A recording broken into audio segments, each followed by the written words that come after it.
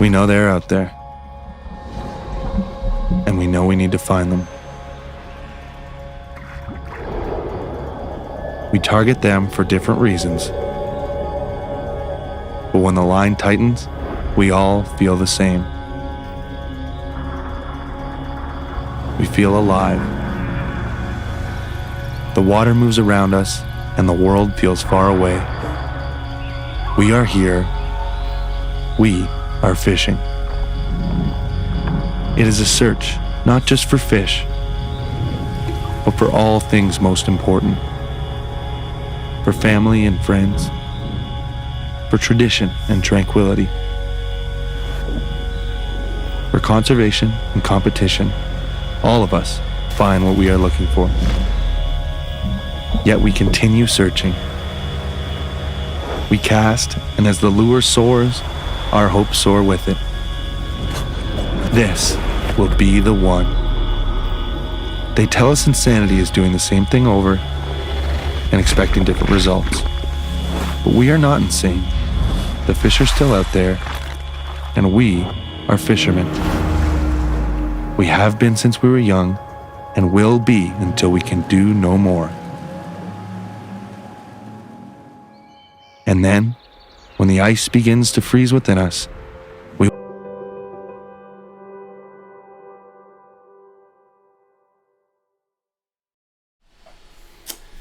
Well, welcome.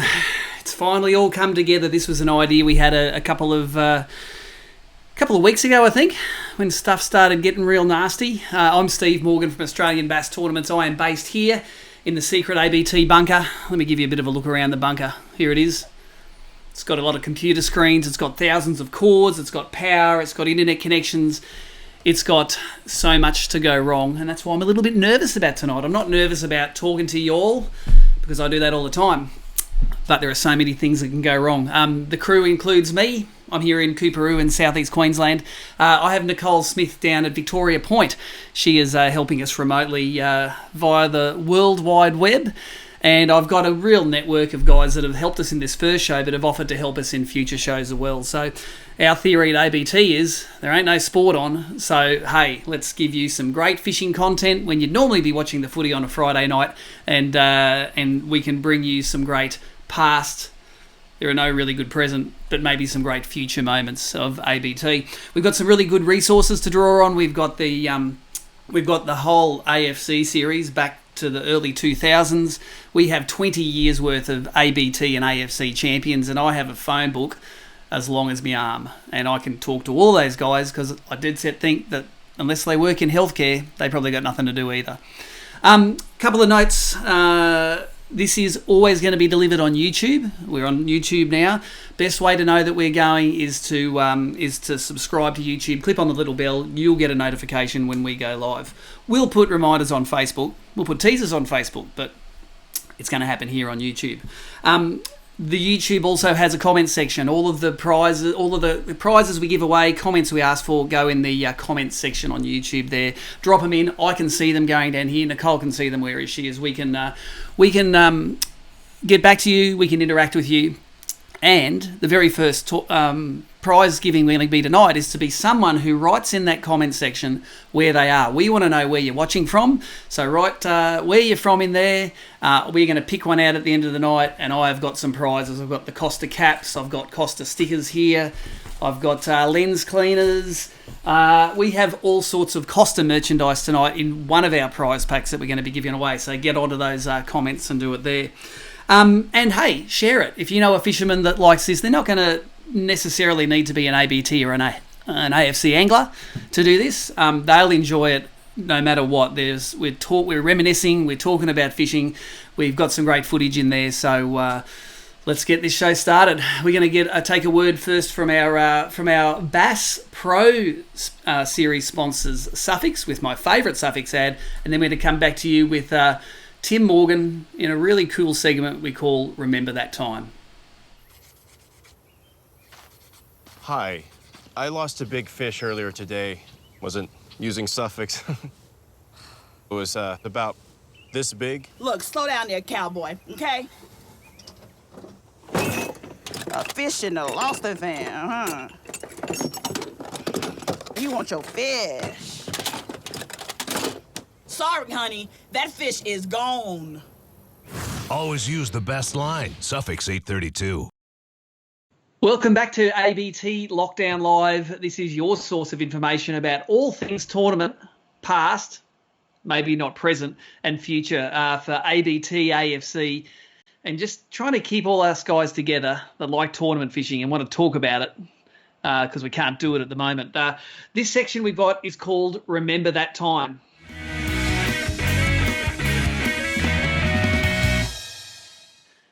And Remember That Time is where I get an old AFC, ABT record holder, grand final winner, participant, and talk about their favourite time that they've had in the ABT and AFC community. And tonight we've got Tim Morgan here. Now this is very nepotistic, we know, but this segment, it's taken us a little while to develop it, to get the technology working, and Timmy's been good enough to work with us and all of our screw-ups to get this right. So Timmy, welcome to ABT Lockdown Live. Yeah, well, can't go fishing, so let's talk about it. And I'll tell you what, if you're anything like me, and you are, because you're my brother, you have got a garage full of fishing gear, a whole lot of memories, and a lot of history in ABT. Of course, you have been fishing ABT brim and bass events since day one, and probably haven't fished as much in the last decade, but in the first decade of AFC, you had some pretty cool memories, didn't you?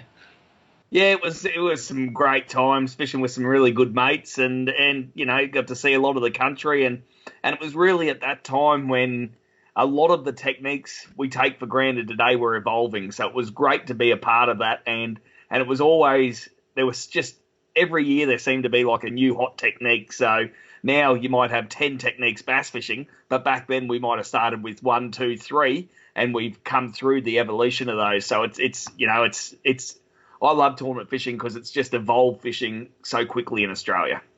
Yeah, that's it. When we started, I remember down at Maroon Dam, it was a couple of guys fishing fly, spinner baits, and not even many plastics, really. It was really a two-trick pony. And as you say, nowadays, guys have a dozen rods on their deck. They can have a different lure on each one, everything from jigs to top waters, buzz baits, and every single thing in between.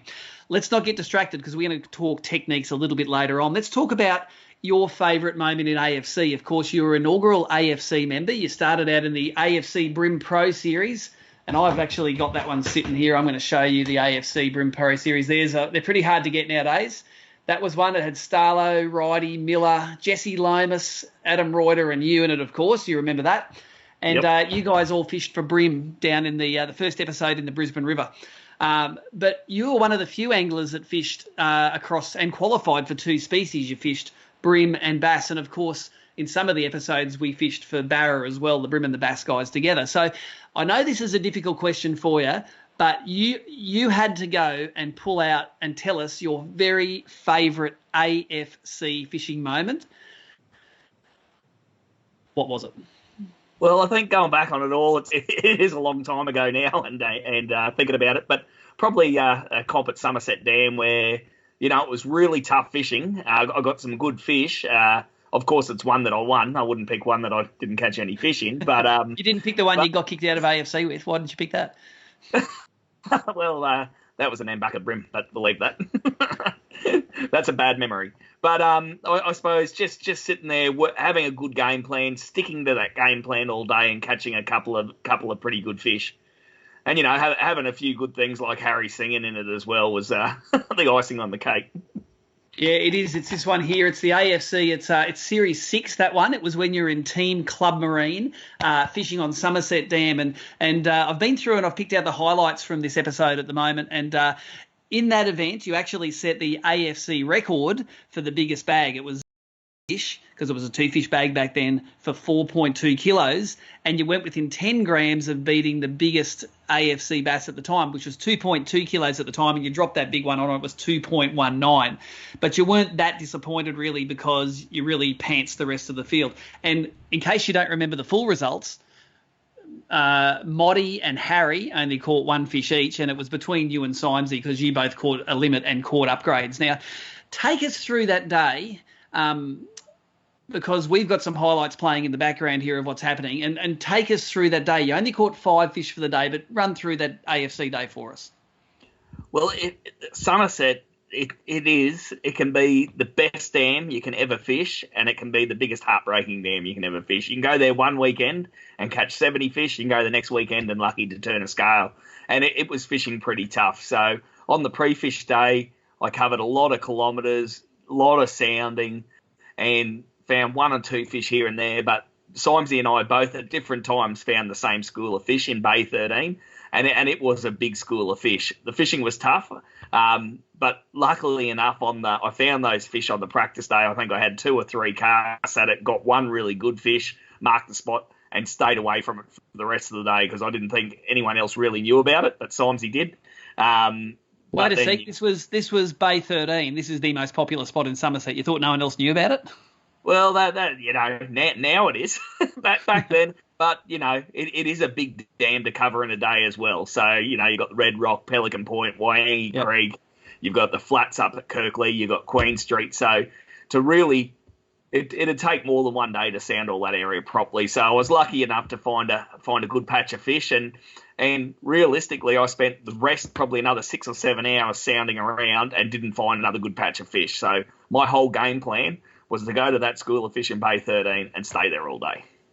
Well, we saw that on the show, and the first fish that you caught was actually you'd rotated through every lure in your rotation, basically, and you got to your last lure. And it was, back at the time, it was a bit ahead of its time. It was a Jackal Mask soft vibe, but talking about how tournament fishing's evolved, there are 1,000 brands of soft vibes today, but back then there was probably only one, and it was that Jackal Mask, wasn't it? Yep, the Jackal Mask was good, and I really like fishing that lure because it's the perfect bony brim shape, which is what the fish in those big bass dams eat. And when you got those fish sitting right on the bottom, I like using those masks and the soft vibes when you see the fish on the bottom, and it's just sort of hopping it up. And 9 times out of 10, as that lure's dropping back down, you get that definite clunk. You can set the hook, and I think my biggest fish ever in Somerset would have come on the mask vibe, and it's accounted for a lot of big fish over the years. Yeah, look, Somerset is a great lake. I remember back at that time as well, I took a couple of South Africans there, and their first day bass fishing, they got 2 bass in the first 10 minutes, and one was 6.9 pound and one was 7.9 pound. And they go, geez, this Aussie bass fishing's awesome. I go, dude, they're the biggest 2 bass I've ever seen. So it's not going to get any better. And it didn't, because those things got a little bit tough. Look, the other thing that you did was you actually put a couple more fish in the boat on that Mask 5, some of them slow rolling, some hopping. But a real big technique back then, and it's what you used to put your second kicker in the well, was fly fishing. And, of course, we all learnt bass fly fishing from the great Johnny Schofield, who we will get on this show at some stage in the next 6 months, I'm sure. Take us through that fly presentation, because I think you said at the time it was the biggest fish you'd ever caught on a fly, biggest bass you've ever caught on a fly. 100%. And, I'm very lucky that that my fly teacher was Scoey. So it's definitely a technique you've got to have in your arsenal. I fished the very first Bass Grand Final ever was at Maroon Dam. 30 people qualified to fish it.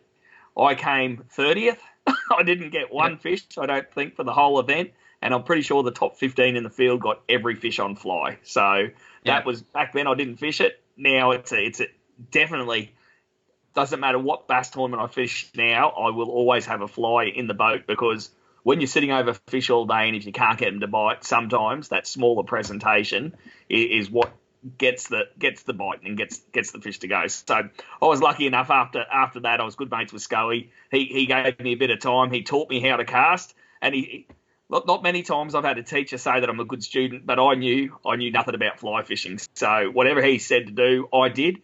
I can probably cast most of a fly line out. It doesn't look the prettiest. I probably fly fish best if there's about 5 knots of breeze to help the boat drift away a little bit.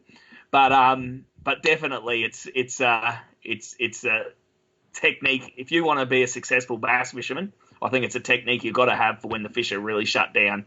And this day on the AFC, the fish were really shut down. So, I've gone through all the techniques a few times and then gone to the fly, and I think I caught a couple of little fish. But, yeah, I got the biggest fish I'd ever caught on fly before, and what a time to get it. So it's a slow way of fishing. So like we're fishing about 30 foot of water, then the fish were holding near the bottom a lot of the time. So you cast your line out and you basically got to count 60 seconds because it sinks a foot, every 2 seconds and then start stripping back. But the proof was in the pudding. Yeah, and look, the fly is a real technique. It's a totally different technique because that mask vibe or the soft vibe target, it's like a little bony brim. So it's acting like a little bony brim which has fallen out of the school and is jigging around.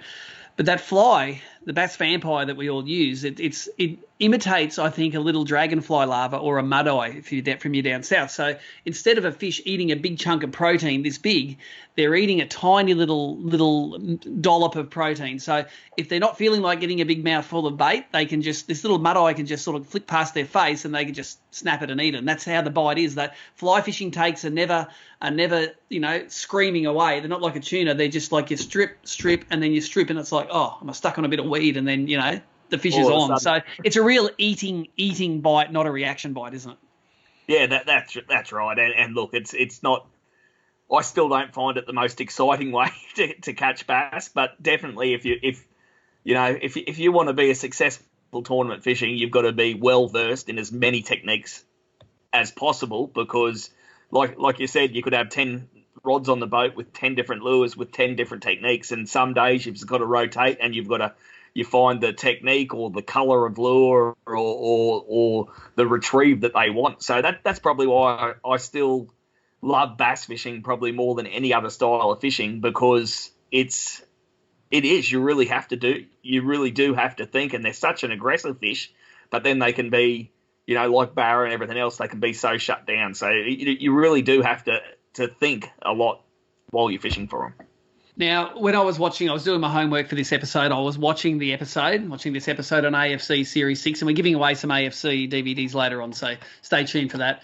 I was watching it. A couple of other things were pretty funny for me in that episode. First one was Moddy losing a good fish on an ice jig. And we've all done it before. On an ice jig, how do you have so many hooks and fish fall off it so often? What's the answer to that question, Timmy? Well, I find ice jigging more boring than fly fishing, actually. I hate it. So I haven't really done it for a lot of years now.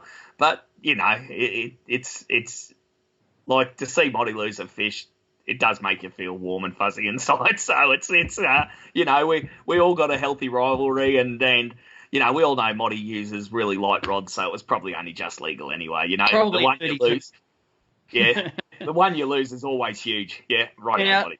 One thing I remember from my 10 years in the field as an AFC producer was your ability to sniff something that wasn't going to go down well in the future, wasn't real future-proof, and to throw a real quick swear word in at the end of it so we can't use it in the future. It's like you say something stupid and then it's effer at the end of it, like you've just wrecked it for everyone. We can't use that awesome quote. Harry Watson hadn't learnt that at this time. Let's have a look at Harry and his Somerset Dam rap.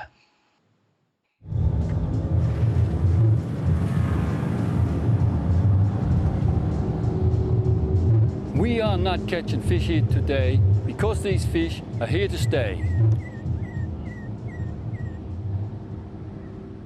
Harry's rap there with his little it's terrible. It was that was probably more fun. Like he's an old bull and he is pretty wise, but he didn't learn throw the swear word. Didn't see that one coming. Didn't see that one coming at all, did he? And I don't know what was worse, his rapping or his dancing. No, because the two weren't matched either. It was just Harry, it was a one fish day. It was the bad dancing, the bad rap, and H, we know that you love us, mate, so we can take the piss out of you doing this, but that was dead set terrible, mate. It was in the Somerset Dam episode of AFC Series 6. Look, we're going to give away. I'm going to give away. I've got heaps of these AFC DVDs at work still. I know you're going to be able to dust your DVD player off and win some. So what I want you to do is write down in the comments if it's on YouTube, on the side at YouTube, if it's on Facebook down the bottom there. I want to write down your favourite AFC moment because I want those ideas for AFC segments to do in the future. So write your name down, write a great AFC moment. I'm going to get in touch with you and send you. Someone is going to get a lucky set of these AFC DVDs. Now, Timmy, to tie in the favourite AFC moment with the techniques. What I want you to do is I want you to fast forward 10 years. How many years is it? What year was this? This was in 2009, so 11 years ago that was, just when the GFC was starting up, the last crisis. Tell us where we're at now with the soft vibes, what soft vibes you use nowadays, and give some of the guys out there a tip of some of the soft vibes and techniques they can use when they get back on the water again to do some bass fishing. Well, it's not as much a soft vibe, but one thing I've probably caught more bass on this year than any other lure, and I've really loved fishing. I've fished my local impoundment, which is down at Hinns, is the Storm Biscay Shad. So it's a soft plastic lure.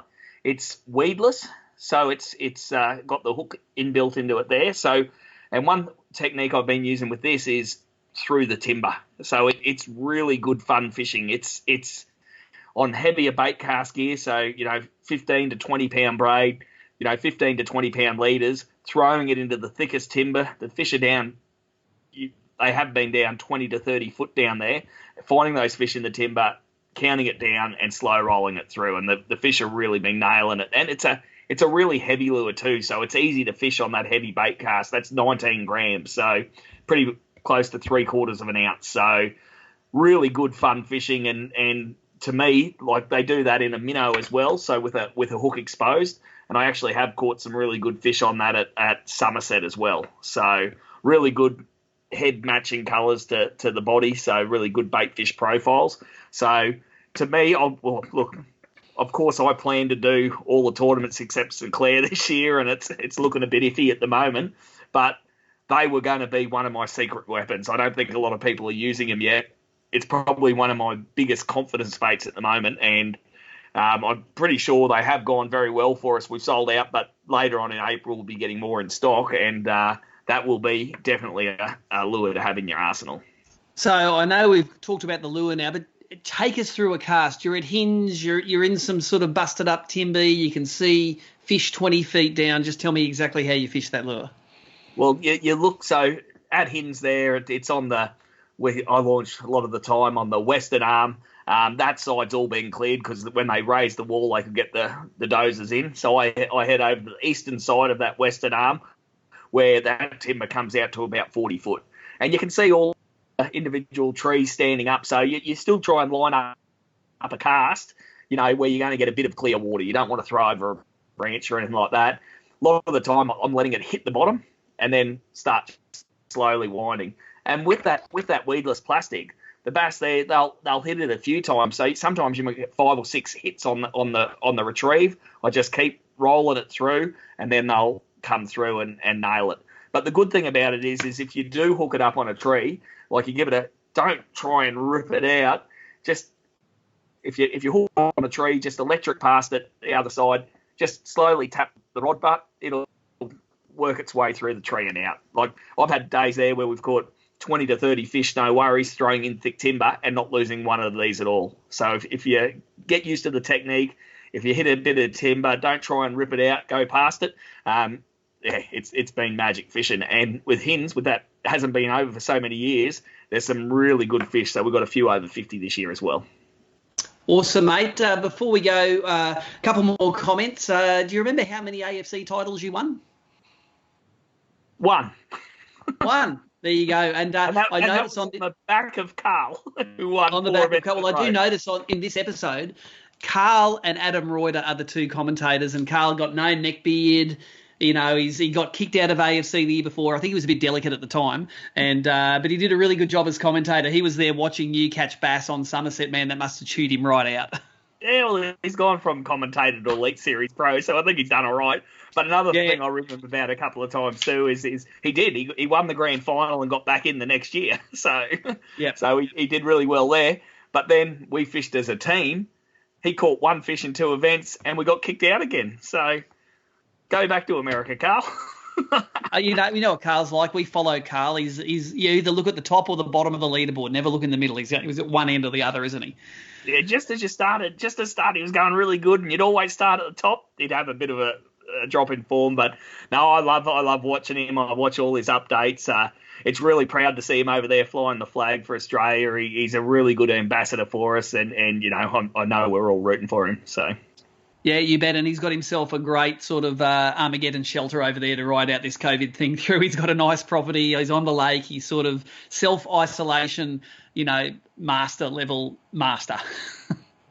One last question I have got for you is the first event of the Suffix Bass Pro Series we just had. We just squeezed it in while you were still allowed to have 500 people in an outdoors event. One down at St Clair on top water. How did that make you feel? That is unreal. I think I saw one of the highlights where Chris Hickson, was it Chris who had the quickest hit of all time? Oh, Matty Langford. It was like it hit the water and bang. Bang, straight onto it. So, and that's why I love that dam. That was probably in ABT sessions in the grand final. Carl won down there, actually. I came second. But the whole last day, I threw top water. It was a rainy, drizzly day. I would have 20-plus fish easily, and every one of them on top water. So it is that sort of dam. And I remember a few years after that, a lot of years ago now, that Greg Flett won one there, and he was catching his fish on top water at 1 in the afternoon. So I love those southern dams because you can catch them on every technique. So. Yeah. Well, that's awesome, mate. We really appreciate your time tonight and to give us a little bit of an insight back in AFC, what it was like back there and what your favourite AFC episode was. Thanks again for your sponsorship of ABT. Mate, if anyone doesn't know, you're involved through Suffix for the Suffix Bass Pro Series, the Rapala Australian Open. You've actually kicked in with VMC this year, and you can get bent minnow replacement hooks now. That's pretty cool. They're made by VMC. They're available in Australia. And also, what have we got? And then, of course, Costa. The Costa Brim Series, which we got halfway through before this season, has been slightly postponed. So, mate, thank you very much for your support. And we'll catch up with you in a future show. No worries. Catch up. If you're Will Flack, you don't just go fishing. You get up at 4 a.m., get your motor going. Get this motor going. Sun's up, shades up. Pick it, tie it, stretch it, haul it. Dang it. Let's try this school. Nope. Best restaurant ever. You were gonna be back by 3. 3-ish? 6-ish. Bonefish, 2 o'clock. Strip, hit it, kiss it, that's it. Okay, your turn. And now it's a fishing trip. For those who need water to breathe. Costa sunglasses.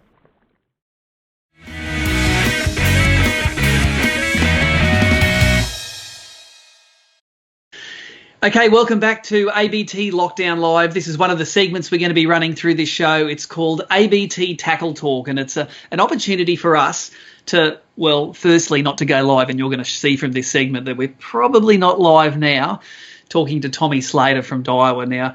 Everyone knows Tommy. His claim to fame's are many and varied. One of his main claims to fame is that he's great at leading bass events and then not leading them by the end of the second day. But his Monday to Friday job is he is one of the product design guys at Daiwa. So we're going to take this opportunity now to say g'day to Tommy. G'day, Tommy. It's magically daytime where you are now. It is, yep. And before we start, before I get to the choking at Sinclair bit, because I'm going to get to it, let's talk about what your Monday to Friday job is at Daiwa. We see you in all the kit. We see all the Daiwa stickers there. What is your role at Daiwa Australia? So technically my title is Product Development Manager. So what that entails is basically I'm in charge of all the products that Daiwa Australia sell from start to finish. So for a product like a fishing rod, where Australia has quite specific market needs, I design those from start to finish, actions, cosmetics, all of that sort of stuff from the ground up. For a product like Exist or Alluvius spinning reel, that's a global project. My input into that, I guess, is more in the development side, having my input, having the Australian market's input to make sure that at the end of the day we come up with a product that suits the most amount of anglers in the world. Yeah, and you've kicked some real goals because you've had some fairly flash launches since you've been the product guy there at Daiwa. Let's run through them. The latest Exist, the latest Alluvius, the latest Saltigas. There's a few feathers in your cap already, and you've only been doing it for a few years, haven't you? I've been here for about 2.5 years now at Daiwa. Thoroughly enjoyed it, and as you say, we've been kind of kicking some really big goals the last couple of years with the products that we've launched. You mentioned a lot there in the reel space, but we've really made some great strides in rods and terminal tackle and line and leader and all that sort of thing. So certainly, despite what's going on in the globe at the moment, we're pretty happy with how things are going for Daiwa. Awesome, mate. And when things are on a roll, things tend to stay on a roll, because we got one Bass Pro event away in the Suffolk Bass Pro series. It was the Lake St Clair event. And it doesn't seem like it was only a couple of weeks ago, but a couple of weeks ago we were allowed to run outdoor events with up to 500 people. We made the decision that we could do it safely, and 40-something boats ended up on Lake St Clair.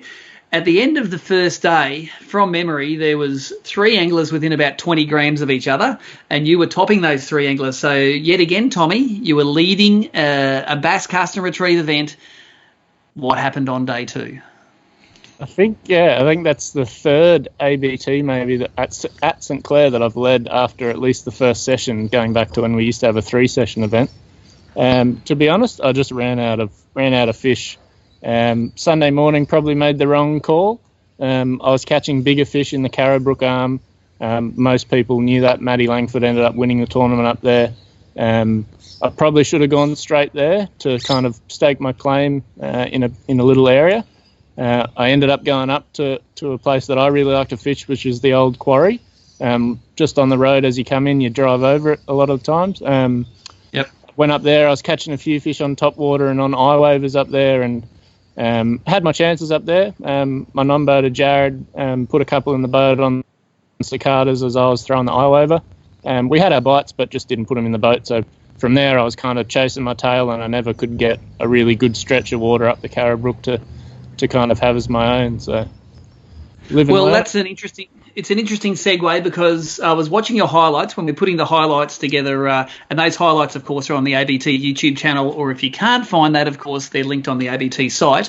I saw you throwing some buzz baits and some stuff that looked like it was newish sort of Daiwa lures, mate. So let's start at the bait end. This is Tackle Talk. I want to see some of the new stuff that these bass guys are going to need in their box come the next time we can fish a tournament. Yeah, well, I was actually I was really excited to throw some chatterbaits around, because we were still catching some fish on reaction early in the morning. It turned out that kind of cicada bite really was the go in the morning. But I was catching a few on a chatterbait. So I stocked up on these, hoping that the Clarence River event would end up. But that's called the Ste's Cover Chatter. Really cool chatterbait in that it's got a weed guard, like a skirted jig. So you're able actually to fish it through a lot of the cover that you can't normally fish a chatterbait through. So that's a little 1/4 ounce one there, which I like to throw around the shallow water, Sinclair, Glenbourne. But I had those. I stocked up my box full in sort of preparation for the Clarence River, but hopefully we'll get back to there in the not too distant future. But yeah, really, really cool chatterbait design, and catches a lot of fish. And that's really important now, because it's since Australian bass fishermen have learned how to fish jigs, they seem not to be scared of structure anymore. So the more lures you can make that they can throw anywhere, man, the bass can't hide anymore, can they? No, not really. I think, as you say, the skirted jig probably opened up a lot of people's mind as to where you can catch a fish. I know, like at Sinclair in the tournament, I was fishing some big trees up the Carrabrook that would be in less than a foot of water and catching fish off them. So, I mean, my non-boater, Jared, got a nice fish on the second day. It was right up the Carrabrook Arm. There was a little gully that went into a back channel, and it had one single tree right at the back that was in, I think it was about 2.3 feet of water. And I'd missed a fish there the day before, and I knew there was one on that tree. So we went back there on the Sunday, and Jared ended up catching it probably after 20 casts at that tree. I had a bite and missed it, and he threw in and got it. So it probably has opened up people's eyes to where you can, like how shallow and how tight to cover that you can fish. And having the ability to throw a lure like a chatterbait, which you kind of never could really throw right into the heart of the structure because you'd always get snagged, to have that Ste's Cover Chatter now that you can really throw up in there and not worry about getting snagged. I've caught a lot of fish where I probably wouldn't have thrown a chatterbait before. And just for the guys that haven't thrown chatterbaits much, tell us exactly how you fish them, because you fish them more like a crankbait than a jig. They look like a jig, but you fish them like a crankbait, don't you? Yeah, so I tend to do quite a slow roll. Like I just want to have that blade kind of wobbling. So you'll feel it thumping through the rod, much like a crankbait, as you say. But I really like, if I'm fishing it over weed, I like to try and tick the top of the weed, and then every so often you'll just give your rod a little snap. Just pop it free of the weed if you're kind of hitting it too much. And a lot of the times you'll kind of pop it and you'll get a bite straight as you drop the rod tip back when you give that lure a little bit of a pause. But, you know, around the rock walls and stuff like at Glenbourne, just a steady retrieve, really. And if you can tick the bottom and get that lure to deflect, much like a crankbait, that's when you tend to get the bite. Awesome, mate. And do you prefer to fish the chatterbait on a bait caster or a spin outfit? Definitely a bait caster. Even the quarter ounce one, I differ my rod setup if I'm throwing the quarter ounce to the little bit heavier 3/8 ounce. But yeah, definitely a bait caster. I just have a little bit lighter rod for the quarter ounce. I throw a Harrier Finesse spec, which is a Daiwa Ste's 7'1" bait caster. And then on the heavier one, I actually use a Ste's Lightning, which is a lower modulus crankbait specific rod, because I really like that give in the rod for a chatterbait. That's right. With the chatterbait, the fish nearly needs to engulf it and to turn to get that hook in the side of the mouth. It's not like a crankbait where if they peck at it, they're going to get hooked. They need to eat it, don't they? Yeah, you do. You definitely want a softer rod. Like I would not throw the chatterbaits on the rod that I would throw a skirted jig on. You know, like my skirted jig rod's really stiff. It's a Commander Basilisk, but I wouldn't throw a chatterbait on one of those because I just find they're just a little bit too stiff and you kind of get those short strikes a lot of the time. I think the softer rod just enables them, as you say, to engulf it and turn before you set the hook. Awesome, mate. What else have you got in that Ste's lure range? I got a sneak preview of them a few years ago when I was in Hong Kong. I saw them on the wall. They're very simply marketed, but they are a quality lure. And what else have you got there? Yeah, so there's a range of stuff in the Ste's family. So we introduced it late last year into Australia. Obviously, the cover chatter we've already spoken about. Really cool one that I really love is the Ste Spinner Bait.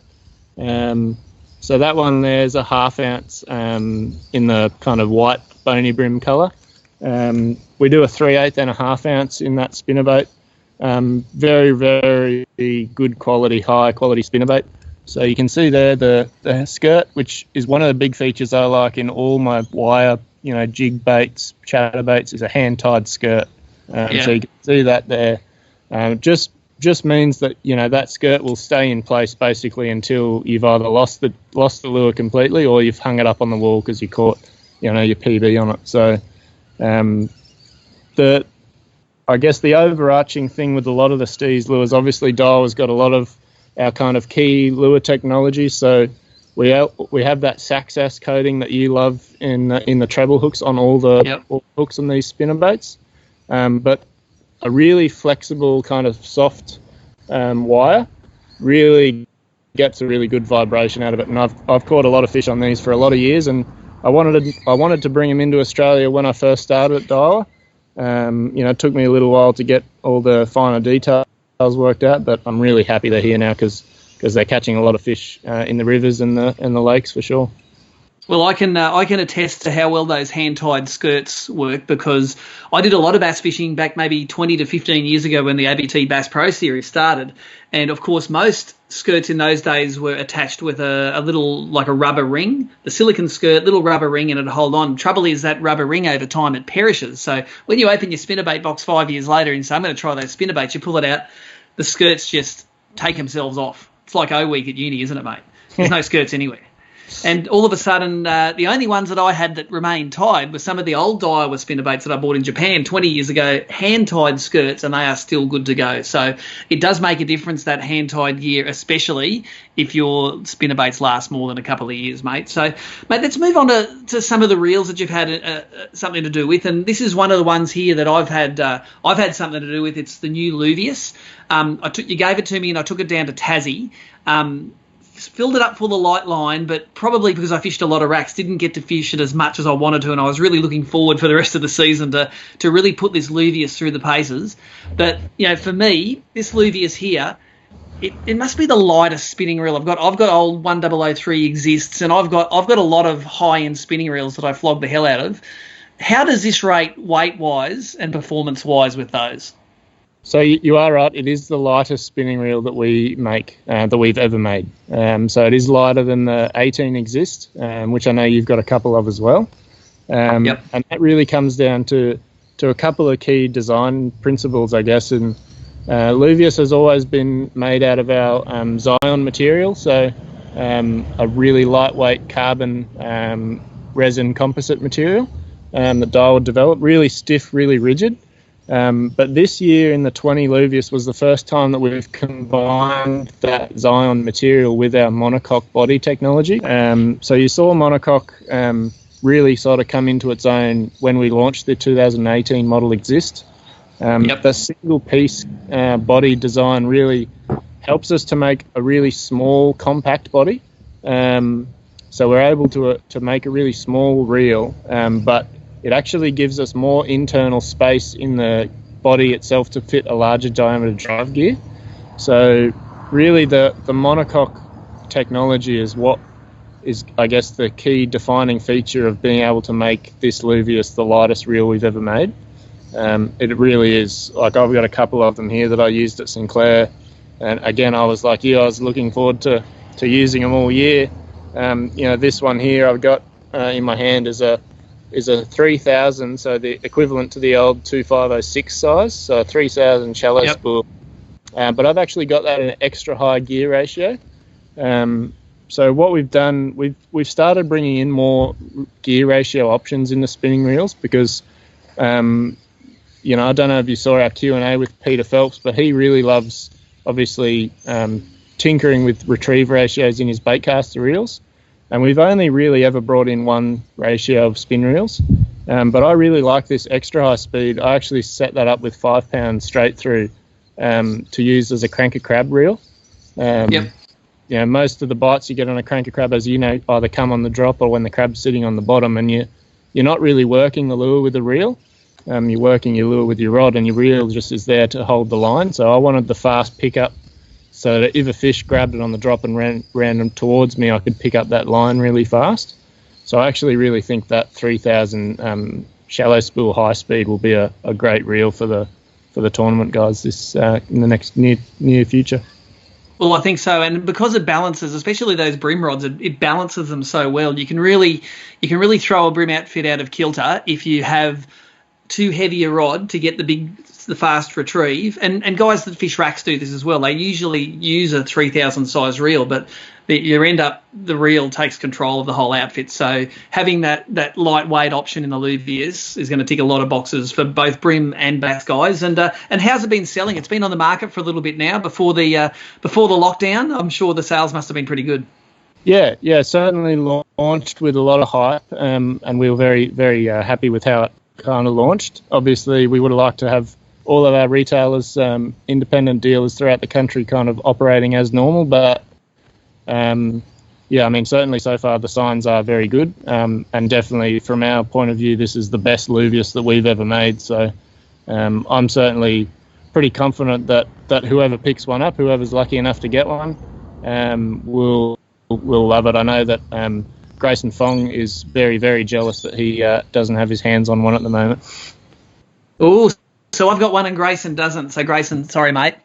Because it's locked down, I don't think I have to give this back for a fair while. As far as I know, Australia Post doesn't work from my house. Even Mick has one and he doesn't have one at the moment. So he's very... Well, there you go. It's like musical chairs, mate. It's like musical chairs. The music stops, I'm on the chair. I'm winning the game. That's how it goes. Tommy, what else about... Look, for the ABT viewers we've got now, a privilege to have you on the show here, mate. Have you got any little secret hints and little spoilers or leaks for us, that things that are coming up in Daiwa that the brim bass barra guys are going to snap their doodles over? We have a lot, mate. It's kind of been keeping me very busy while we've been in lockdown. We've got a lot of stuff on the go at the moment. I think some of it kind of got teased a little bit during the Gippsland Vicky tour. We're doing a big range of brim rods, well, kind of brim-specific rods, which will launch kind of hopefully around August, which is, I think there's over 16 or 17 models in the series in a few different price points. So That's one that's keeping me really busy at the moment. I'm just finalising all them at the moment. I'm actually waiting for a courier delivery from our factory any day now to tick off the final changes that we made to them. But we've got plenty of stuff coming. I know I sent you some samples of some straight through fluoro line. We've got a lot happening on the lure side of things as well.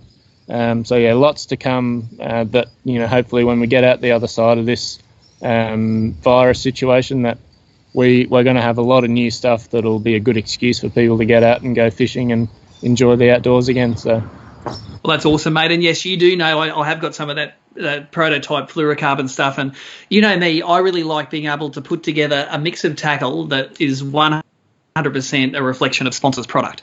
And there's always been little gaps here and there, but I think that new fluorocarbon is going to definitely fill a few gaps for people.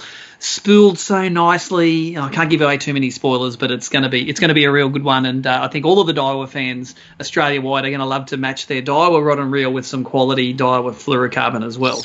And Daiwa's not silly. People use fluorocarbon and lose fluorocarbon a lot, so it's a real consumable item. So any ideas on time frames when that sort of gear turns up? Should all be. We were planning to kind of launch everything around the after show, so around July, August time, you should see a lot of stuff dropping from us. Yeah, so have a look around that time.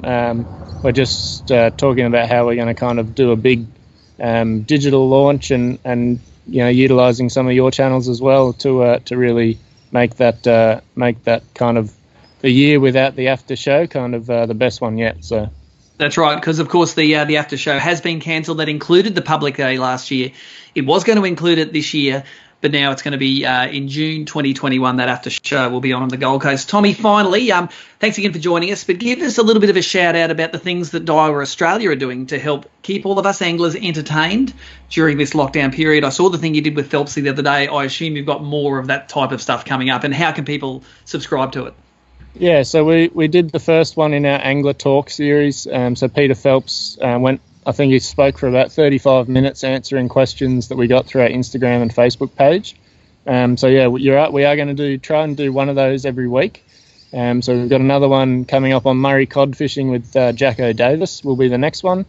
I think we've scheduled one in with Captain Risky himself on the brim side of things. I think just before we would have put up this morning, I think the guys put up a video of Brett and his last trip to Japan. Just a little little bit of content there for your viewing pleasure. But yeah, we're certainly going to try and keep everyone busy with various blogs and video content.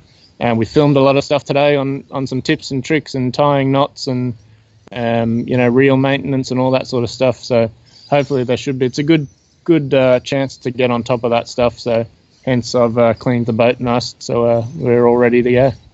And just finally, give us the shout out of where the channels are. You got a Daiwa Australia YouTube channel. You have a Daiwa Australia Instagram page. You have a Daiwa Australia Facebook page. Is there anything I'm missing out? No, so that's the main one. So yeah, Facebook and Instagram, the two main social platforms. Obviously, all our video content is housed on the Daiwa Australia YouTube channel, as you say. Yep. All of those you can get to from the website. So daywafishing.com.au. So you can go there, you can find all the blogs, all the tech tips, all the kind of stuff you can link through from that one website. So that's probably the best point of call for you to go. Awesome, mate. Thank you very much for your time. I'm sure we're going to be talking to you again before this situation's over. Look forward to it, mate. Well, there you go. There's the first two segments down and away for ABT Lockdown Live. I'm pretty nervous still. Mainly because all of this gear has the potential to stack it at any time. I suppose it's just like any ABT event, really.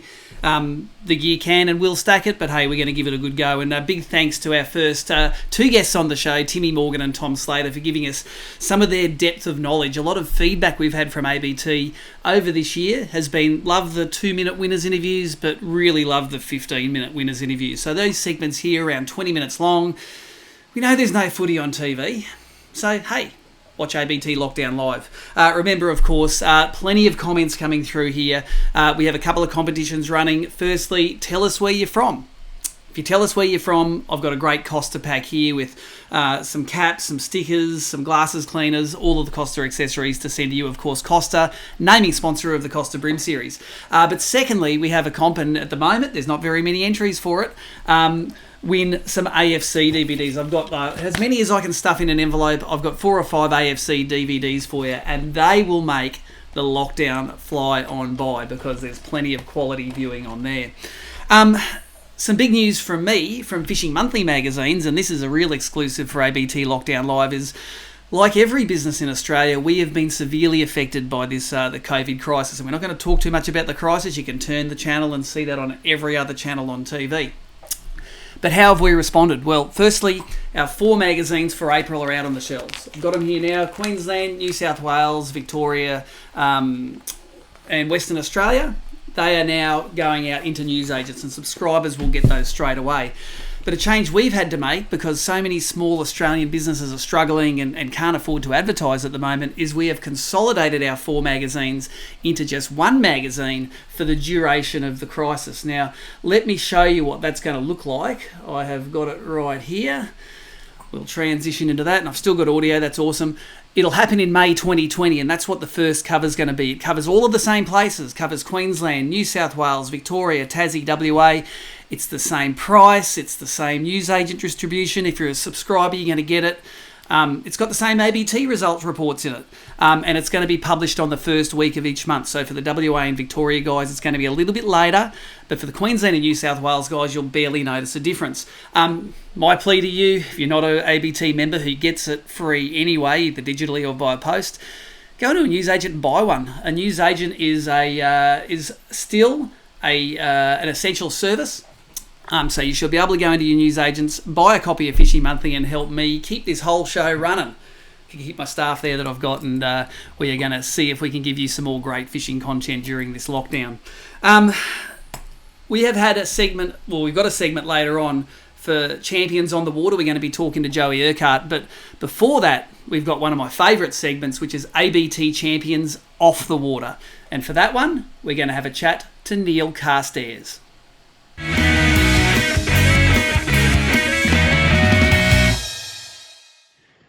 Alrighty, first ABT Lockdown Live show.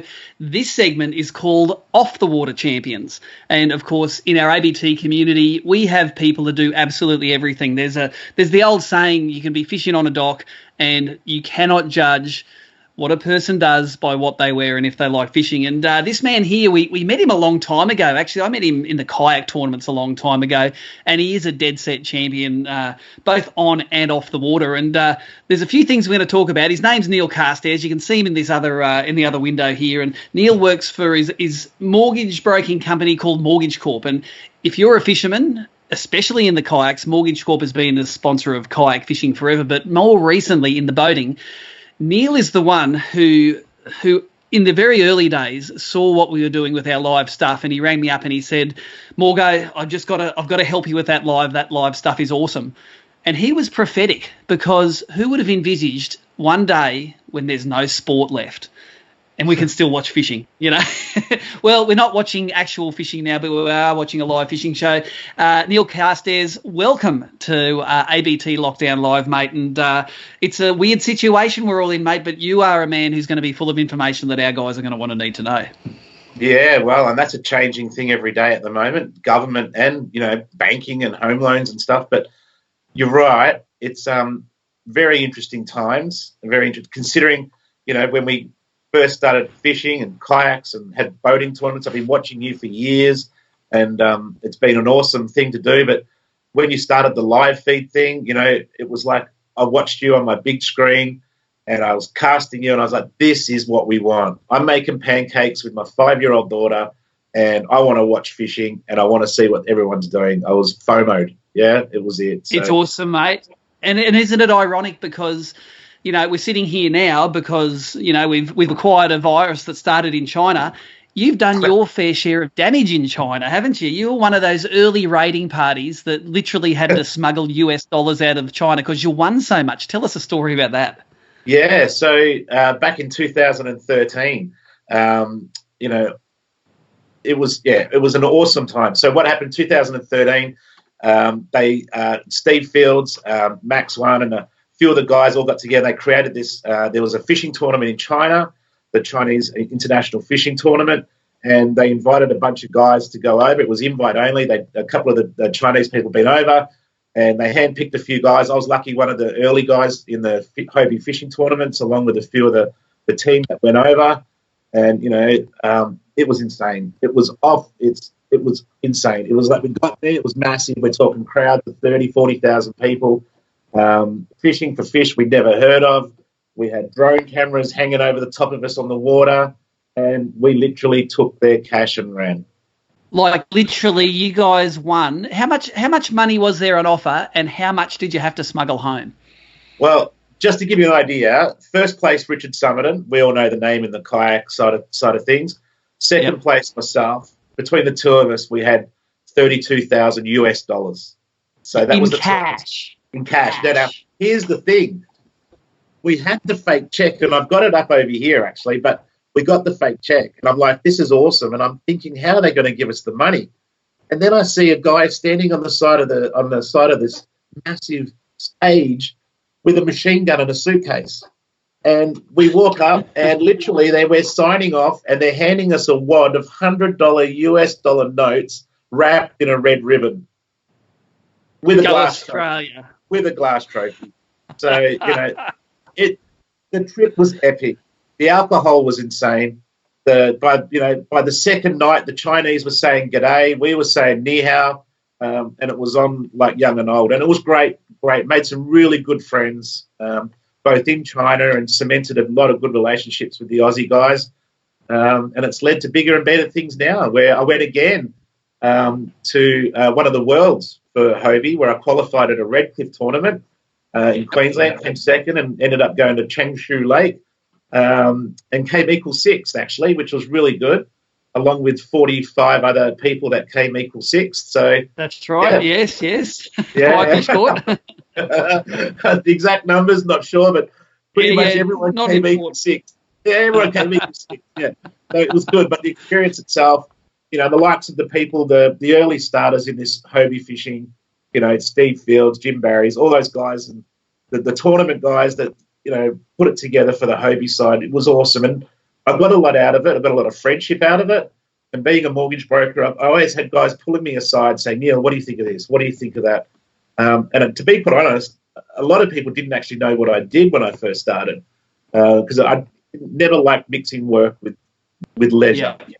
But over time, I realised I had a wealth of knowledge, and I wanted to help people. So, yeah, and then we had an opportunity as a business to help out with some sponsorship arrangements and, put back what we gave, and, that's where we are now. Yeah, that's right. Every time you watch a live feed from a weigh-in at ABT, it's got powered by Mortgage Corp in the bottom corner. That's because this man here is the man who helps us all do that. Now, I've qualified him as a top bloke and a fisherman. So when you're out there looking for advice nowadays, and we are in a difficult time at the moment, I always want to pick up the phone and talk to someone who I can trust. And I've got a rule in business, basically don't trust anyone who's not a fisherman.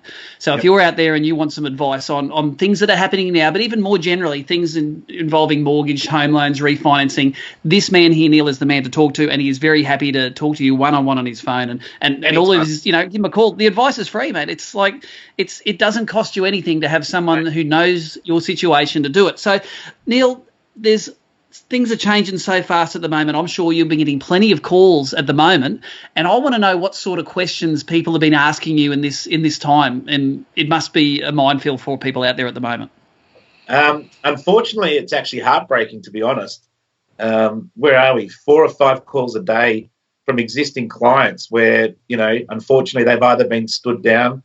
1.1 million people have pretty much lost their jobs within a week.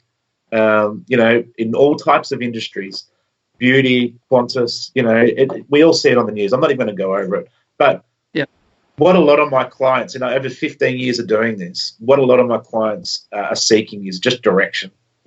What do we do now? When do we do it? The mortgage is one of the biggest debts in our life. And, at the end of the day, getting the right advice, this is the time when you need to get the right advice. So, Neil, I suppose, as a homeowner myself, and, I've been through the whole mortgage thing as well. My business is doing it tough like everyone else's.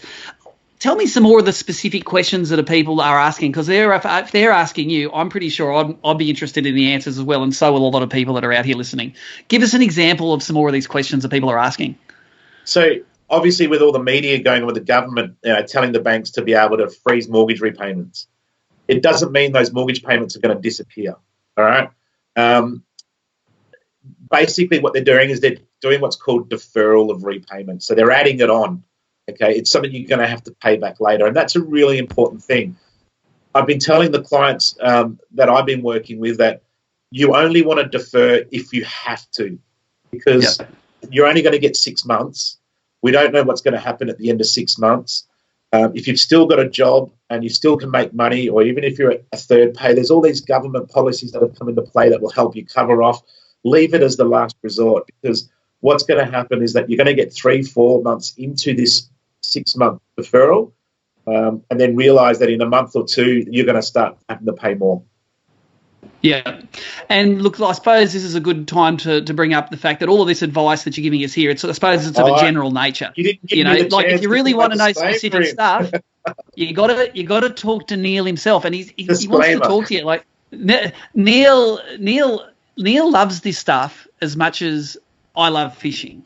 Like Neil gets off on it, and he is 100% confidential, and he will assess your situation like that and be able to give you some very well tailored, specific personal advice for you. So I suppose other questions that you get asked. I think that you get what you get, and that's it. These are the facts. And look, you're not going to sugarcoat it either. Like I think that's I've talked to you once or twice before, and you don't sugarcoat it at all. It's like, just, this is it, man. This is your choice, this or that, and away you go. Like I think generally, before the crisis happened, I think questions you would get would be like, can you get me better, interest rates on my mortgage, and is it a good time now to refinance? And give us a little bit of a situation now, because as far as I know, interest rates are about as low as they've ever been. Yeah, they are. They are very low, and what we've seen here is very, very, very unique in the fact that we haven't seen a lot of dropping in the variable rates, a lot of fixed rate offers. So the banks have seen the opportunity to do the fixed rates, low twos. All right. Obviously, if I give you an interest rate, I'm going to give you a comparison rate, and everybody's situation is unique. It's like fishing. You've got to get the right lure for the right spot.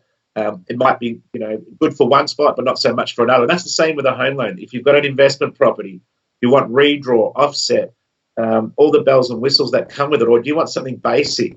Are you looking at fixed repayments or, opportunity to pay extra? Because if you do take a fixed rate, which are really good right now, and they do suit the right type of client, are you able to pay extra, and are there any penalties in that? So, there's a lot of factors that come into play.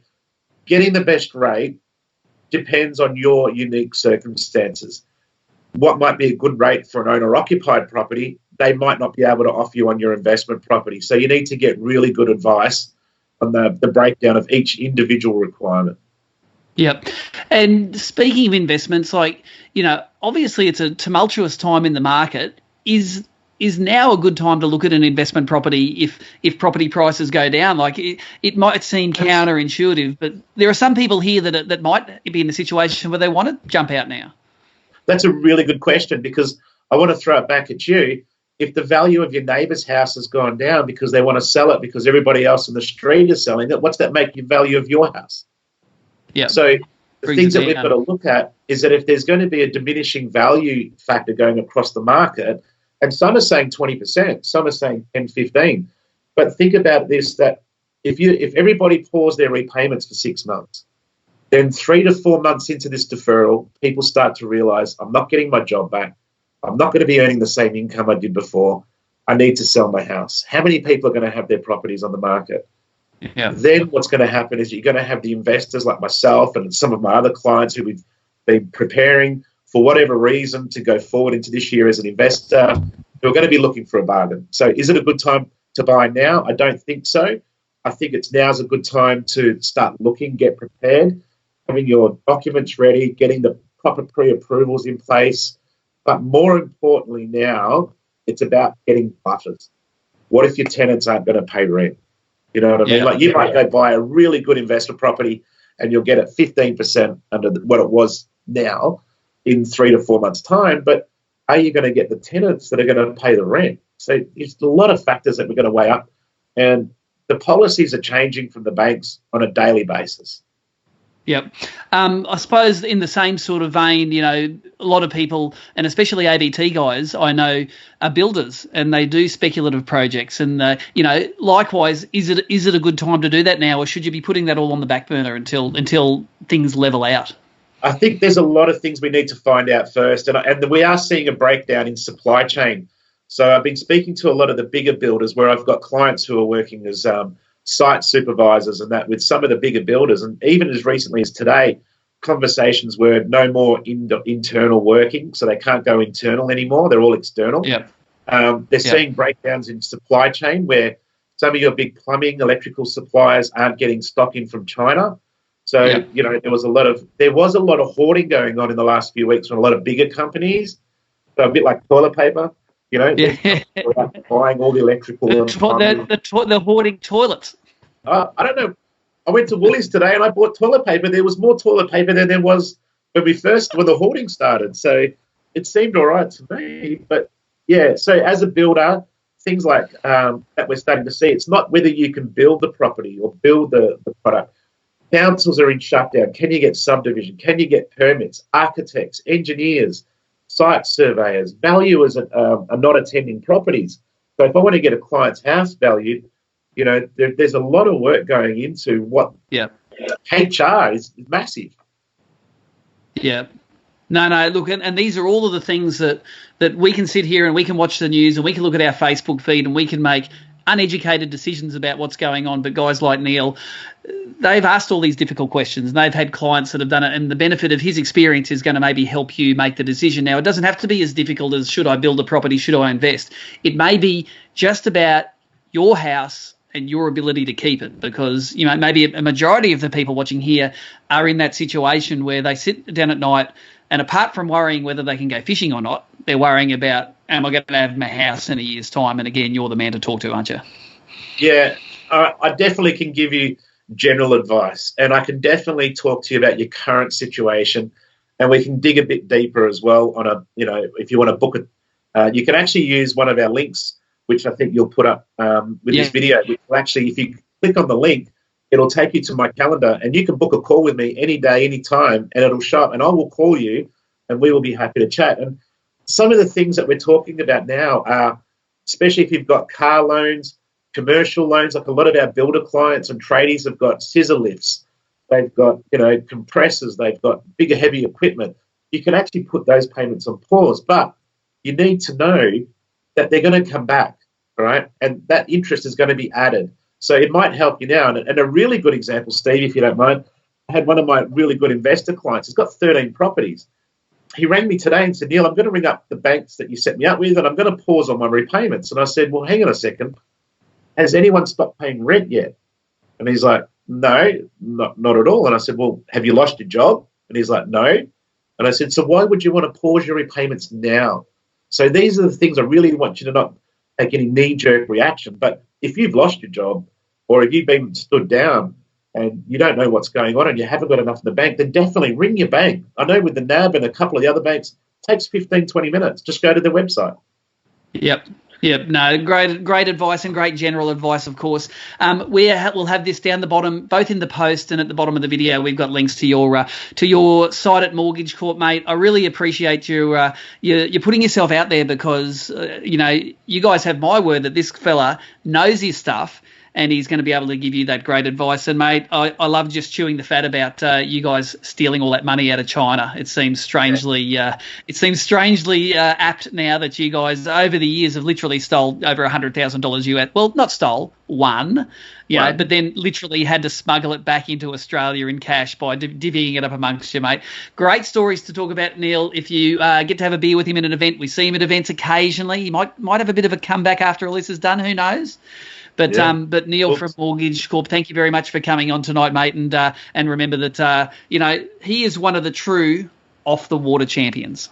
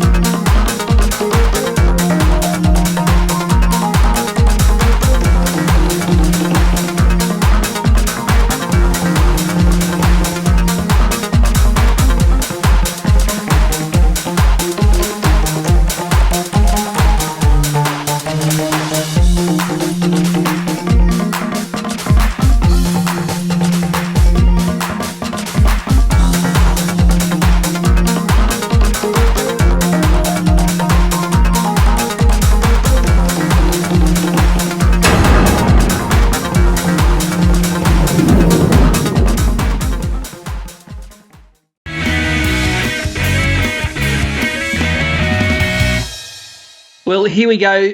Welcome back to ABT Lockdown Live.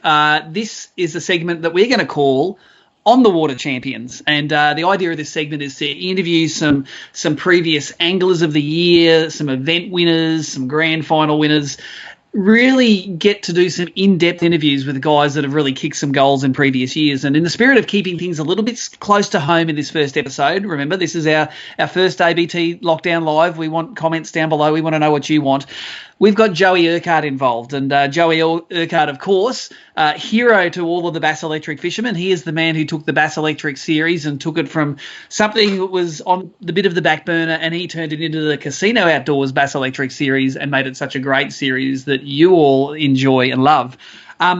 But as karma works, last year Joey also won the Bass Electric Angler of the Year award, and that's the best 3 events for the year. And Joey, you absolutely nailed it in with a first, a second, and a second, and we are going to talk about some of those things today, mate. Welcome to the ABT Lockdown Live.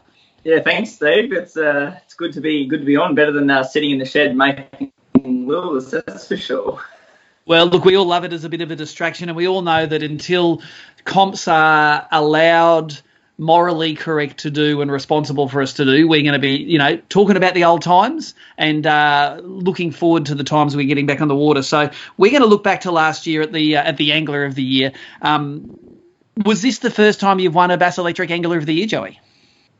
Yeah, it was, Steve. I'd never really, it's not something I ever pursued. Like, if it happens, it happens. And coming into last year, it was the only thing in my repertoire that I didn't have. So I really, really wanted to work hard and have a proper crack at it. And after the first 2 rounds, a fourth and a first, I thought, what, this could be the year. This could happen. So yeah, it was pretty unreal to take it out, especially the last round being on the home water. It was pretty special. Well, let's rewind a little bit and give us a little bit about your background. Like, we know you make Jollop lures. We know you work at Casino Outdoors. We know that you represent Valley Hill and have something to do with Tackle Lane. Just tell us, Joe, about Joey Urquhart's life and what ended up putting you in that Bass Electric seat. So basically, where I'm sitting right here, I grew up about 50 metres across the road where my mum lives. I've sort of grown up here, fished the river my whole life basically with mum and dad. So that was predominantly what I did. And then I think 12 years ago, I fished my first. It was up Burry Hall Dam. And back in those days, I think there might have been like 78 anglers to that event. It was a huge 3 metre that we had to put upside down on a trailer, and I had like this esky as my live well, and I had a little 27-pound tiller back in those days, and went out and got a 5th place in my first ever electric round, and that was just, that got me hooked. That was back in 2008, and ever since been pursuing the electric series from then on. So tell us about your other business interest. How did you tell us about the lure making side and the Valley Hill side. So the Valley Hill and the lure sort of all happened around the same time, about sort of that 4 years ago. Valley Hill, they approached at the Slater distributions. They approached us and said, "Would you guys be interested in jumping on board?" And it just went from there.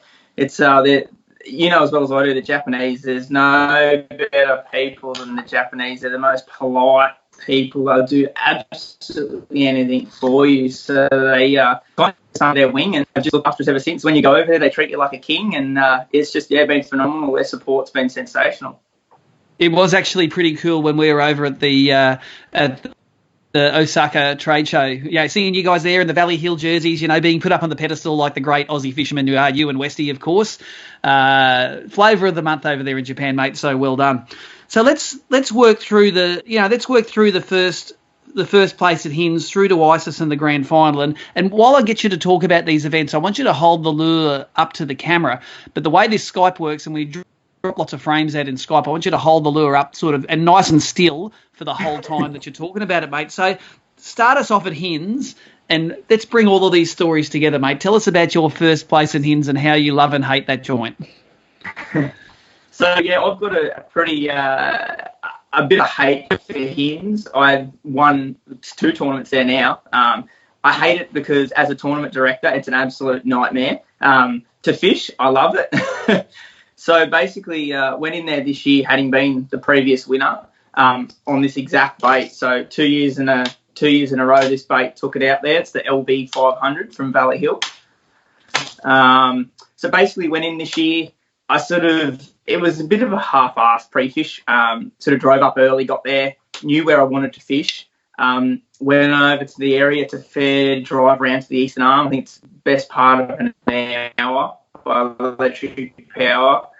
And yeah, fished like I normally would fish, and I didn't really see anything super exciting. So I burnt way out the back of the eastern arm, probably about another 40 minutes, and sort of went, you know what, I haven't found anything. I'll go back and I'll have another crack at what I know works there. And I had a chat to Liam, good mate Liam, come over and we have a chat, and he said, oh man, I've been smashing them. And I'm like, yeah, that's weird. Like, I've fished the sort of same stuff and wasn't doing anything exciting. So he left, and I just stuck to a plan and did what I did. And it's not that I was doing the wrong thing. It's just the fish hadn't bitten there at that time. I think he drove off about 20 minutes, and I just started smacking them. I jumped from point to point. It was a certain little point that had the fish on them. It wasn't just any point. It had to be a point where the creek comes super close to that point, like not a long sloping point. It was a point where at the base of the trees was 20 foot, and then about 10 foot off those trees it dropped into 50, 60 feet. So what I was doing is I was dropping the LV, casting in and free spooling it straight to the base of those trees. As soon as it hit the bottom, I'd slow roll up, and the fish had hit it in that first sort of half a dozen lines. I changed things up for comp day a little bit though. It was very windy on the pre-fish day, and I only had the LV 200 in my box, and I knew I had a stack of 500 in the car, which didn't help me at all on pre-fish. So I could punch it into the wind and it'd drop a lot quicker, and that's what got me the bite. So the next day I didn't have any 200s tied on. I just tied on all the 500s, and yeah, just went to town on them on comp day. Mate, go through the way you rig it. You guys taught me how to do this at the Wyaralong Valley Hill Bass Open last year, and it's a really cool way to fish them. Like, it makes them four-wheel drivable, and they really hold a fish when you get it, mate. Take us through the modification. I kind of owe Westy for this one. Having not fished I don't fish a lot of those structure dams. I fish mainly rivers and that, so having trebles on there is not a problem. So what I usually run one off the back as well with the single, but Westy said you don't need to, and he's exactly right. You look at that as a fisherman and you go, you're never going to get a hook up on that. But what the LV does in the water is it doesn't sit like this. The LV almost sits like this. So that hook is out here like this. So the hookup rate's not a problem. They get it every time. But Steve, from Wyaralong, you can pull that through absolutely any country, and it just won't get snagged unless you wedge it into a fork and a limb or something. The hook won't get stuck in, but the hookup rate's sensational. Yeah, and look, if you do get it stuck wedged into a limb, you can go the other side and pull it off. So you're doing really well fishing this thing on heavyish line to ever lose a bait. And it's really been the first time in a long time I've seen that lipless crankbait take the next step and become a different bait. It's not just like chuck the old jackal and wind it in, which of course works in serious situations. This thing, you can get into some nasty country. So well done for that. Well done for that modification. And Westy probably loved it that you took his modification and hammered him with it. Yeah, he didn't like that, especially at Hins. He actually on pre-fish day, he won't like me telling you this, but I'll tell you anyway. He rung me and he's like, man, I'm struggling, hey. And I said, man, come over here, do this, throw this, and he still couldn't catch a fish on him. And then the next day, I knew, coming to a comp, people always blow it out of proportion, like, oh, you're going to need 5 kilos to win. And like, once you've been doing it for a while, that's just not realistically going to ever happen on a comp day. So I knew I had over 3 kilos in the well, and they were a good 3 kilos, like they were healthy fish. And I sort of went over to Westy and he was pumped, he's like, yeah, man, like, I've caught him on your technique, like, it's so good.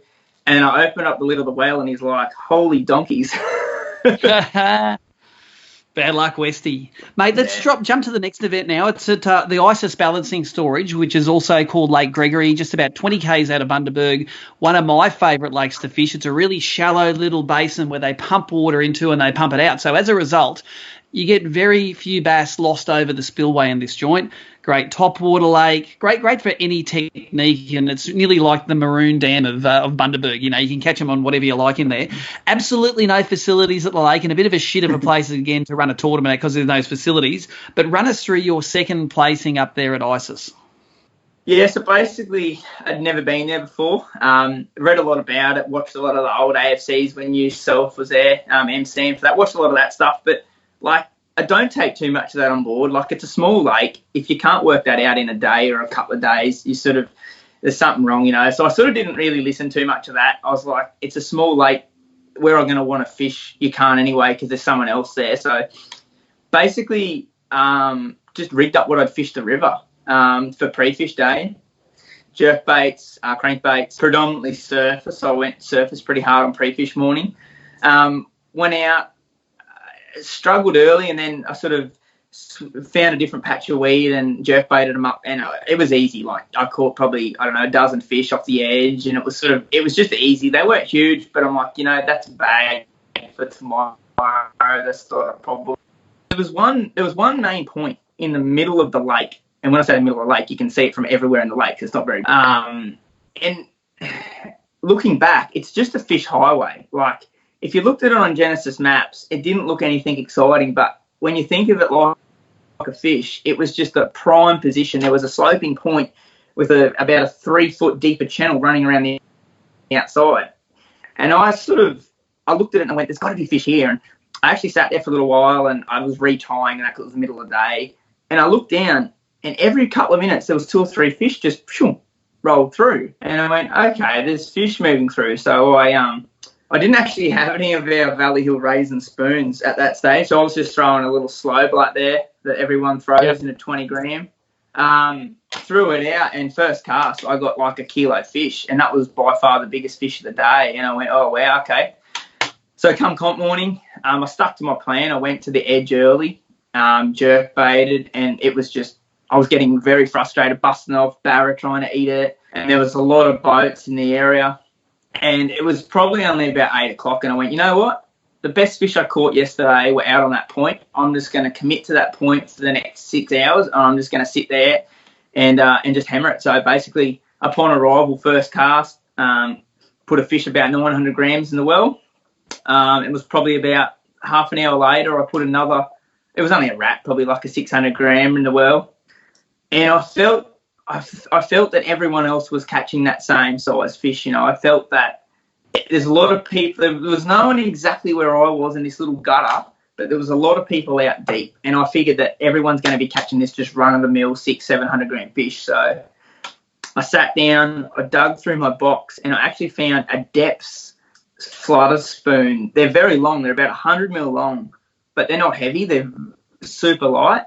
So I tied that on, and I thought, you know what, I've got me 2. I just need a big fish. And very first cast, I ripped it out, and I heard someone yelling in the background, Yahoo, they caught a fish. And I turned around, and as I turned around, I felt it come tight, and I assumed it was a piece of weed.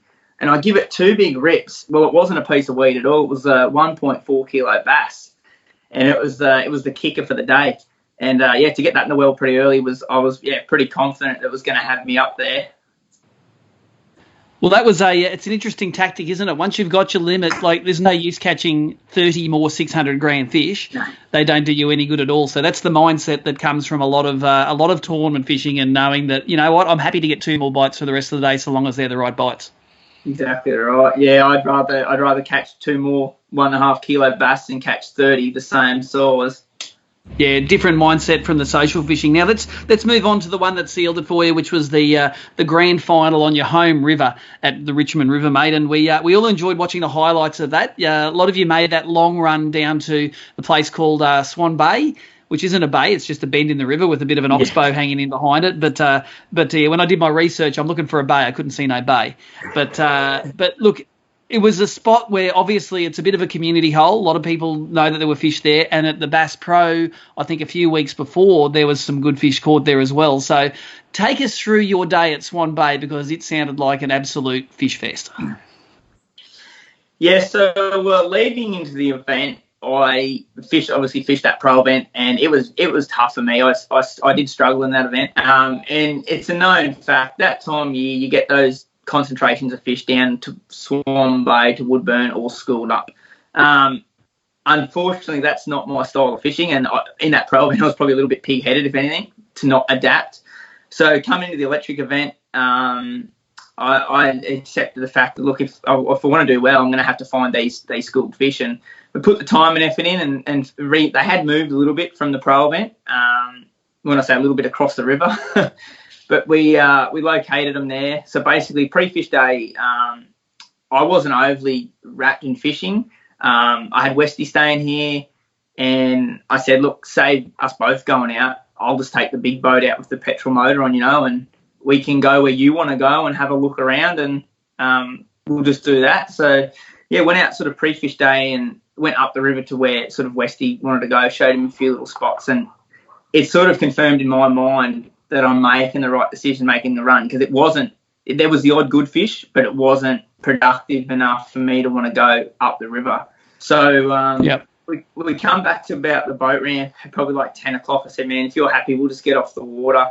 And in the back of my mind, there was that little thing saying, but what happens if they're not there? What happens if you go down there tomorrow and they've just disappeared? So I said to him, look, we'll just literally go down, have like 10 casts just to see that they're there. Like, I don't want to sting them.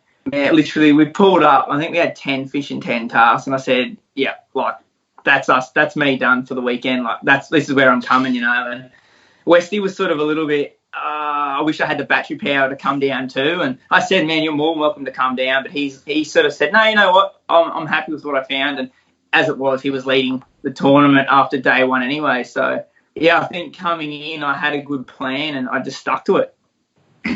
Yeah, it's awesome, mate. And I know in the background here we've had a little bit of footage playing of, you and the winner, Pete Bostock, fishing sort of next to each other. A few more guys moving in, and at times we had, multiple fish coming in at the one time. I suppose that's what the electric series is all about, guys getting together, sharing info, having a bit of fun. There's no sheep stations involved in the Bass Electrics, and it's great to see that those numbers rising again. Of course, the start of this year's season looks like it's been derailed. And it has been derailed. But, in the back of our minds, maybe at the end of the year we're going to be able to get out and fish a couple of Bass Electric events, mate. Real shame because, the Casino Outdoors Bass Electric Series this year has a pretty good first prize. We've got the little bluefin boat with electric motors and, green energy batteries to go in it. It's a really cool little punt, the first prize. Yeah, it's a cracker prize. You never know what might happen. We could maybe have a couple of quick rounds at the end of the season, or a winner takes all event. I'm not sure, but yeah, for whoever walks away with that, whether it's this year or next year, it's going to be a cracking little prize. And just touching what you're saying before about groups of mates fishing together, what makes it like the three of us that fish Swan Bay, we sort of all locals, ex-locals. So we all sort of knew that they were there, and we met up on pre-fish night, and we're like, hey, we're all going to go down there. And, it was just the best weekend. Like, it was so chatty. There was not one point where I was like cranky that someone was casting over you or whatever. Like, it was just a cracking weekend, and you got three mates together catching 100+ bass a day. Like, it can't get any better than that.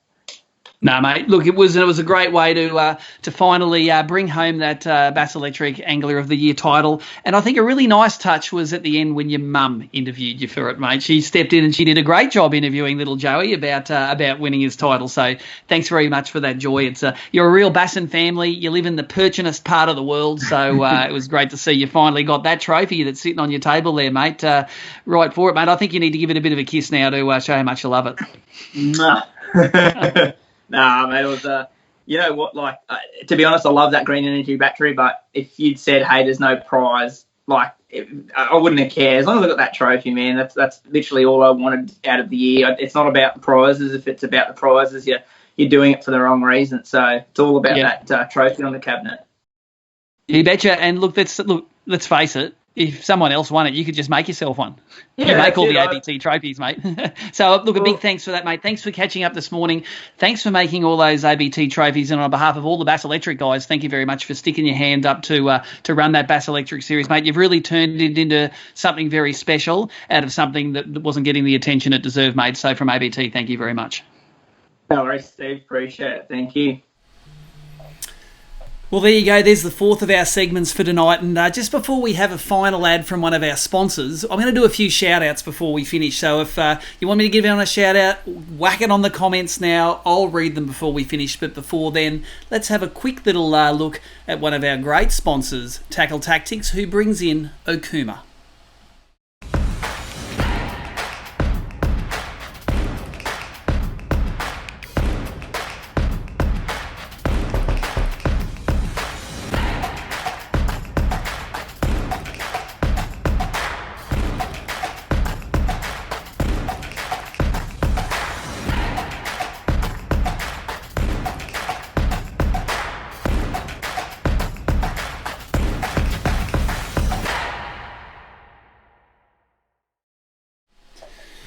Well, there you go. Okuma is only a pretty recent addition to Tackle Tactics. They took it on when Rapala gave it up, and they've been doing a great job with it. One of the best things about their reels, they have a 10-year warranty. We did a survey recently in Fishing Monthly magazines of all the $200 2500 size spin reels, and that one had the longest warranty by far, and it was quite a nice little spin reel as well. We have some winners as well for the guys that have entered the competitions tonight. Nicole's been through and she's picked out some winners. So we have Kevin de Groot from Frankston gets himself a Costa pack. Nicole is chasing you for your address. And Ben Dodman, he has given us his favourite AFC moment. So Ben, you are being chased for your postal address as well, and you have got a great set of AFC DVDs coming out. Not the whole set, it's just as many as I can stuff in the envelopes. And the other thing I'm really interested in, apart from your shout outs, which are going to come up here soon, I'm really interested in your feedback from this episode. I know it's gone on for about an hour and a half at the moment. Is that the right length? Is it not long enough? Should we go on for 2.5 hours? We don't really know. We haven't done this before. We're used to doing stuff on a boat or out at the weigh-in, bringing fish to you. But it's a format which lets us go as long as or as short as we like. Also, what helps us is if you share this thing. So if you think this is a great show, make sure you share that YouTube link. Tell your mates. Come and join us on a Friday night, because until I can go fishing again on a Saturday, I think I'm stuck doing this on a Friday night. And I think a lot of you will be as well. Rightio, shout outs. What do we got? Nishi style. That sounds like Westy. Good show, Morgo. Thanks for that, mate. Big shout out to yourself for putting on a great evening when there's no football. Nailed it. That's from Fishing Cowboy 4x4. I wonder if that's Fishing Cowboy as in ride the horse, or fishing he supports the Cowboys, because there ain't no Cowboys happening this year, mate. A big thanks also for Nicole Smith for putting together a lot of the back end of that. You'll see her running around ABT events. She does the sponsorship, the media. She keeps it all together. Nicole, you've done a great job putting all this together and organising all of this teleconferencing stuff. We've all become an expert in teleconferencing now. That's how it went. We were drought experts. We were fire experts, we were flood experts, we're virus experts, and now give it another week, we will be Zoom, Skype, house party. We are going to be streaming experts. A few more shout outs here. Big shout out to the Cranker Crab from Scott Pearce up at Redcliffe. Well done, Scotty. Declan Betsy says you need more Michael Jackson jokes. You'll only know one Michael Jackson joke, and you know what it is? Why did Michael Jackson like 28-year-olds? Because there were 20 of them. And Nicole's rolling her eyes up now. I'm not allowed to say that joke, but I just did. Andy's Fishing, fantastic format, loved it. Finn Addict says, thanks, Joey. We're really looking forward to this fishing the series this year. Hopefully you get a round or two. We do. Mick Randall, thanks all you do for Steve and the ABT crew. Thank you. Byron Hill, he stayed all the way from the start to the end, mate. So thank you very much there. Loved it, guys, from Chris Rawlings. Paul Langley shouts out to Glenn Sturrock, always doing it for the kids. Good on you, Gleno. We spent a week with Gleno down at Gippsland. We know all about him. Finn Addict says, awesome show. Thanks, Steve. And Glenn Sturrock says, mate, I try. So we're going to have that as the final word for this first of the ABT Lockdown Live show. Enjoy reading the comments. Enjoy sharing it to your mates. Guys that win the prizes, enjoy that. Thank you to you all. We're going to see you guys next Friday.